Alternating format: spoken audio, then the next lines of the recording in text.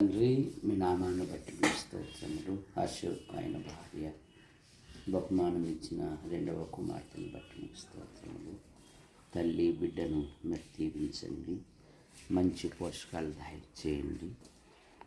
గర్భమందు బయలుబడక మునిపే నిన్నెరిగి తిని అన్నారు.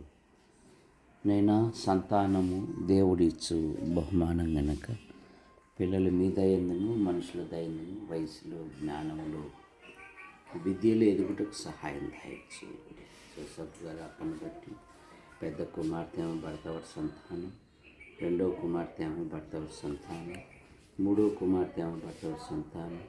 మిరియం ఆమె భర్తను దీవించండి, సంతాన విషయంలో మీ కృపను. ఇక్కడ మరో కుమార్తె ఉంది, ఆమె జీవితంలో కూడా మీ గొప్ప కార్యాలు జరిగించమని. ముఖ్యంగా మరి తల్లి బిడ్డను దీవించండి, మంచి పోషకాలు దయచేయండి.